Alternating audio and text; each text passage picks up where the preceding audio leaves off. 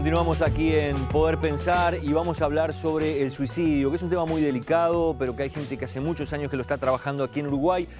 Y el disparador es una situación que se ha vivido a nivel mundial, si se quiere, en estas últimas horas. Lo vemos.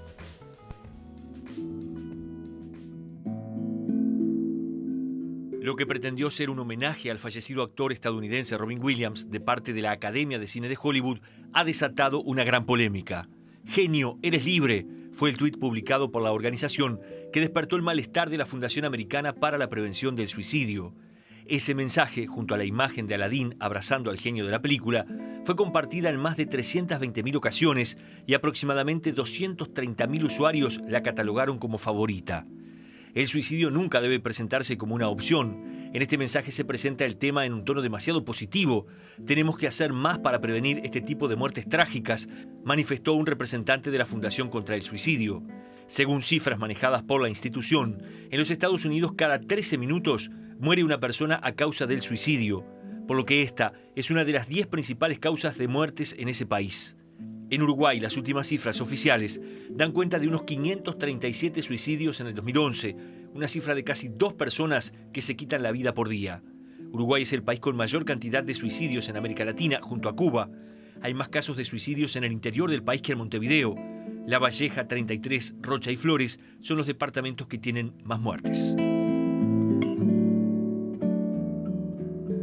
Estamos con Silvia Peláez, que es la directora de Último Recurso. Es una organización que está trabajando, Silvia, en el tema del suicidio. ¿Hace cuánto tiempo? Y va más de 24, va a ser 25 el año que viene, en julio. Cuando ustedes nacen, hace 25 años, prácticamente no se hablaba públicamente del tema. Recién lo conversábamos fuera de cámaras. Es cierto. Era un tabú total. Incluso había quienes argumentaban por allí que hasta por ley no se podía hablar del suicidio. Era otro mito, que los propios comunicadores tenían de su propia profesión.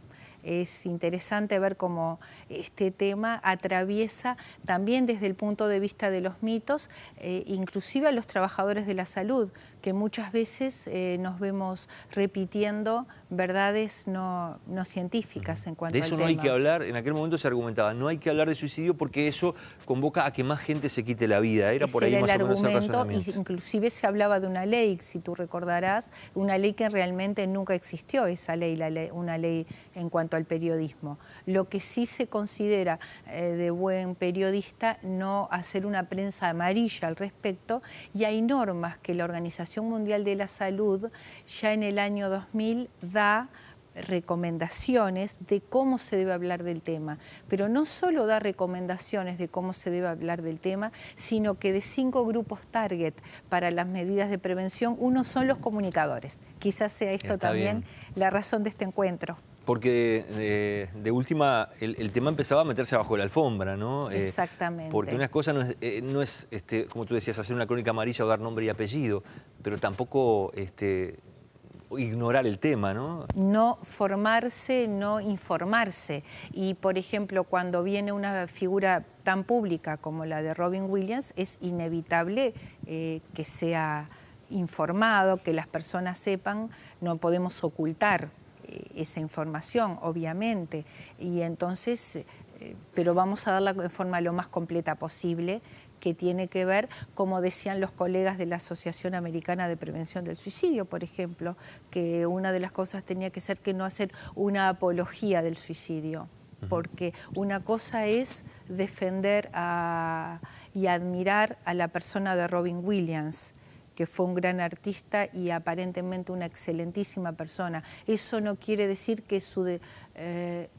acto de suicidio haya sido correcto.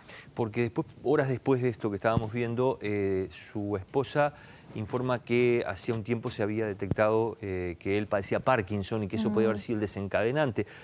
Cosa que no sé si desde el punto de vista de los especialistas también es bueno, entre comillas, que se justifique por ese lado. Exacto. Cuando además ha habido últimamente, acá sería mejor un colega neurólogo para informar, pero sabemos que ha habido muchos adelantos en esa enfermedad y vemos muchos pacientes con Parkinson con excelente calidad de vida, o sea que de alguna manera también es incorrecto largar eso así sin ninguna preparación.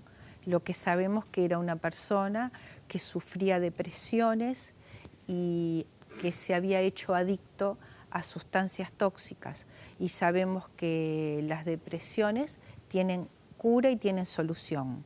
Pero muchas veces las personas, en lugar de ir a un consultorio profesional, toman alcohol o drogas porque en las primeras etapas disminuyen los síntomas de depresión y después ya la enfermedad toma genio propio, porque cuando la persona es adicta a algo, eso mismo le dificulta la opción de elegir tomar o no, y a su vez le da más depresión, no solo en los periodos de no ingesta, sino durante la ingesta.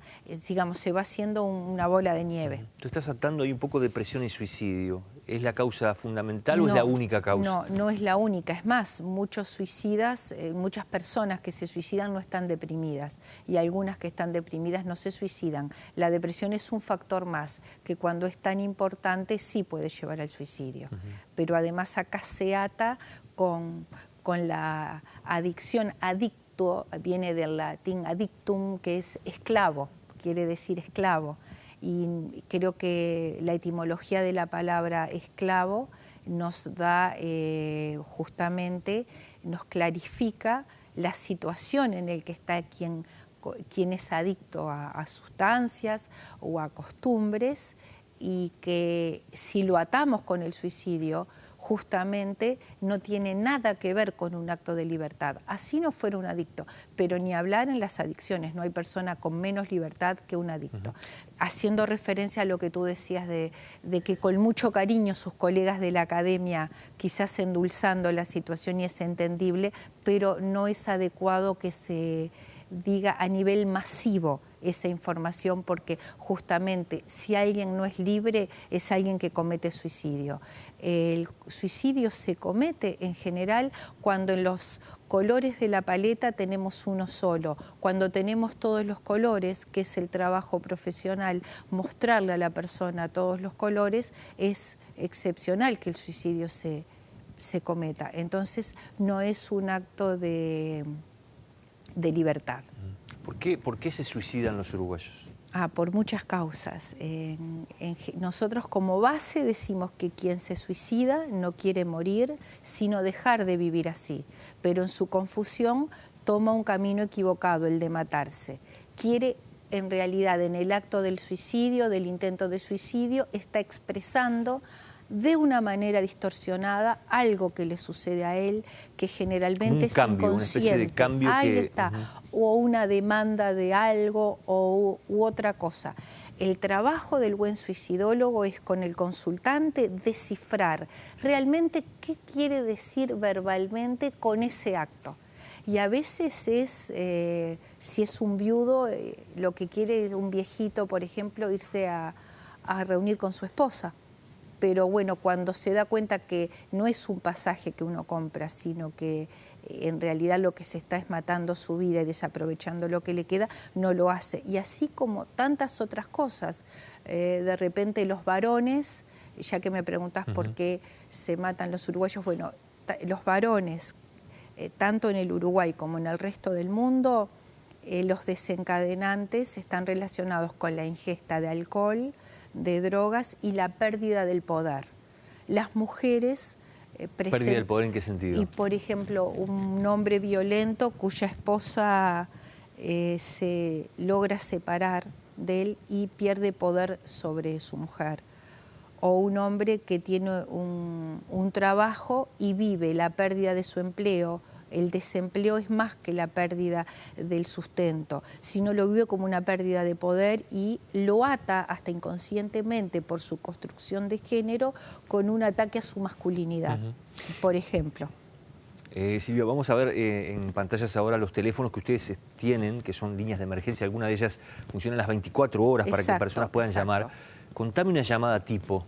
Bueno, una llamada tipo puede ser una persona, un adolescente, me viene ahora a la memoria, muy angustiada, llorando, porque cree que tiene SIDA y piensa que llama para avisar que se va a matar, y aún si el examen le da positivo. cuando realmente ni siquiera era positivo el examen, y la fantasía de que podía tener SIDA la construye en función de una relación cuando ella se peleó con el noviecito, tuvo una relación pasajera, y ahí generó una situación hasta culpógena que le hace generar esa fantasía. Para decirte en qué disparate hubiera podido terminar si no hubiera pedido ayuda, en algo que además no era, y cuando además el SIDA, por ejemplo, es una de las enfermedades... Ya es una enfermedad crónica y no es una enfermedad terminal. Con una calidad de vida muy buena además, y que en el mundo están trabajando científicos serios en el tema, para decirte. Otra puede ser una mujer que llamó diciendo que el marido la castigaba. Esta fue una mujer derivada por una organización que trabaja en violencia doméstica. Entonces llamo para que ustedes sean testigos de mi muerte. De alguna manera lo que buscaba ella era tener el último poder sobre su vida, que su vida no la terminara él, sino terminarla ella.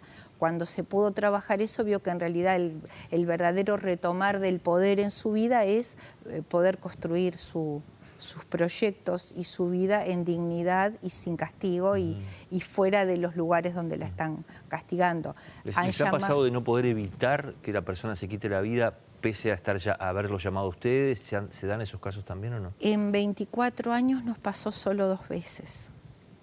Un caso fue una persona que no llegó a la entrevista, que le pedimos a la familia que se quedara a acompañarlo, y que la familia en el momento nos dijo que sí, después la persona la convenció de que no lo acompañara hasta el otro día, que era la entrevista.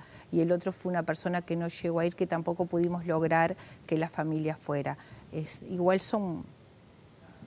los sentimos muchísimo, pero es una tasa muy baja para el número de llamadas que tenemos. ¿Cuántas llamadas tienen aproximadamente? Y de 6 a 12 por día, que se triplica cuando hay notas de prensa, lo que habla también de la función positiva de la prensa en este tema, más la gente que va a los puestos Centinela, que están en la zona oeste de Montevideo, en un convenio desde hace 10 años con la Intendencia de Montevideo, donde colocamos puestos Centinela de ayuda por todo el cerro, y la gente llega directamente a pedir ayuda sin pedir hora, sin tener que pagar nada, no importa tenga o no carnet de asistencia.